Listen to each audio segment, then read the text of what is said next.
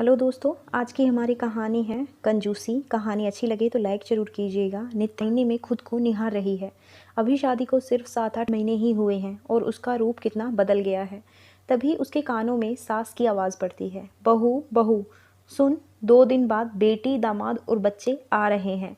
बहू तैयारी ज़रा अच्छे से कर लो, तुम्हारी शादी के बाद पहली बार आ रहे हैं, उनके स्वागत में कोई कसर न रह जाए। जी माँ जी, ठीक है। तभी सास पूछती है, घर में राशन पानी तो ठीक से है ना? देखो कोई चीज़ घट बढ़ तो नहीं गई है। तो साहिल को कह दे, ले आएगा ऑफिस से आते समय। ठीक है माँ जी। नित्या ने देखा घर में मूंगफली नहीं है, रिफाइंड तेल नहीं है और भी कुछ कुछ लिस्ट बनाकर व्हाट्सएप कर साहिल को भेज दिया। और नीचे लिखा, हो सके तो 20 रुपए के गोलगप्पे ले आना, बहुत दिनों से नहीं खाए हैं। दोपहर का खाना बनाने के लिए नित्या किचन में गई। चावल दाल चढ़ाया और सब्जियां काटने लगी। तभी सास किचन में आ गई। सब्जी क्या बना रही हो बहू? पालक साग माँ जी, और आलू का चोखा। ठीक है, लेकिन साग पहले उबालना और थोड़े तेल में ही फ्राई करना, और आलू का कच्चा चोखा बनाना, भूनना नहीं, उसमें बहुत तेल खर्च हो जाता है। जी माँ जी। थोड़ी उदास होकर नित्या ने कहा। इन 7-8 महीनों में नित्या ने सास को बहुत अच्छी तरह से पहचान लिया है, जो दिखावे में तो पूरा जीती है पर खाने पीने में एकदम काइयाँ थी। वश चले तो बिना तेल के भी सब्जी बनवा ले। जब नया नया उसने किचन संभाला तो उसने आलू गोभी की सब्जी बनाई और खीर बनाई और सास से कहा कि माँ जी पूरियाँ तल दूँ। तो सास झट से कहती है, देखूँ तो क्या सब्जी बनाई है तुमने। और जैसे ही कढ़ाई में ढक्कन उठाकर सब्जी देखी तो चीखते हुए बोली, सब्जी में इतना तेल? तुम्हारा दिमाग तो ठीक है ना? डिब्बे का पूरा तेल आज ही सब्जी में उड़ेल दिया है क्या? देख तो तेल का डिब्बा। नहीं नहीं, मैं समझ गई, तुम तो भट्टा बैठा दोगी बहू हमारा, और कह रही हो कि पूरियां भी तलोगी। नहीं, पूरी का तेल तो सब्जी में उड़ेल दिया है तुमने। और उस दिन से आज तक उसकी सास किचन में तेल मसाले और लगभग हर एक सामान नपातुला ही रखती है। उसने कई बार पति से इसकी शिकायत की है, माँ बहुत कंजूसी से खाना बनाती है, पर उसके पति को इस बात से कुछ ज़्यादा फर्क नहीं पड़ता था, क्योंकि वो इसी माहौल में बड़ा हुआ था और अब नौकरी कर रहा था तो बाहर से ही अपनी पसंद की चीज़ें खा कर आता था। लेकिन तेल पर तो उनकी कड़ी नज़र रहती। उसने कितना भी कहा पर उसने एक बार भी अपनी माँ से कुछ ना कहा और कहा, अच्छा मैं कभी कभी बाहर से कुछ ला दिया करूँगा।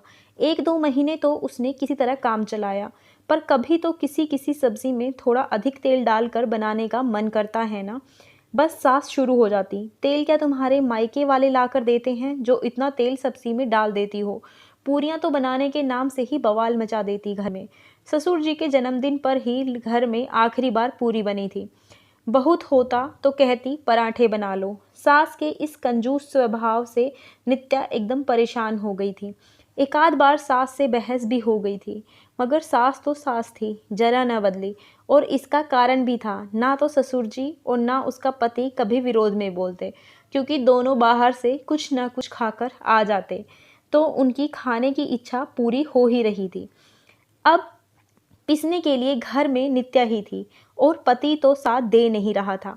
7-8 महीने पहले जब नित्या शादी कर कर आई थी तब एकदम गुलफुल और प्यारी सी लगती थी, मगर अब उसका वजन भी कम हो गया था, स्किन की रौनक भी कम हो गई थी और अब तो कमजोरी भी हो रही थी। उसने सोच लिया था मायके में जाकर कहूंगी, मगर इससे पहले कि नद नंदोई के आने की खबर आ गई। उसने किचन और घर पूरी तरह से साफ कर लिया, घटे बढ़े सामान की लिस्ट साहिल को दे दी, एक कमरा भी साफ कर दिया है, चादर भी बदल दी है। शाम को साहिल आते हैं तो सास थैले में सामान चेक करने लगती है। साहिल चुपके से गोलगप्पे उसके हाथ में दे देता है और कहता है, कमरे में जाकर खा लो। पर नित्या अब सास से छुपा कर नहीं खाना चाहती थी। क्या उसका इतना भी इख्तियार नहीं है इस घर में कि अपनी पसंद से गोलगप्पे खा सके? और जानबूझकर सास के सामने गोलगप्पे की थैली सामान की थैली के पास रख देती है। सास को जैसे ही गोलगप्पे की गंध लगती है बस वह शुरू हो जाती है, बहुत चटोरी हो तुम, जीभ बहुत पतली है तुम्हारी, अगर ऐसे ही खर्च करती रही तो पैसे कैसे बचेंगे? कभी पैसा नहीं होगा तुम्हारे पास? तो नित्या कहती है, माँ इंसान बिना खाए बचेगा तब तो पैसे काम आएंगे ना। और उनके सामने ही गोलगप्पे खाने लगती है।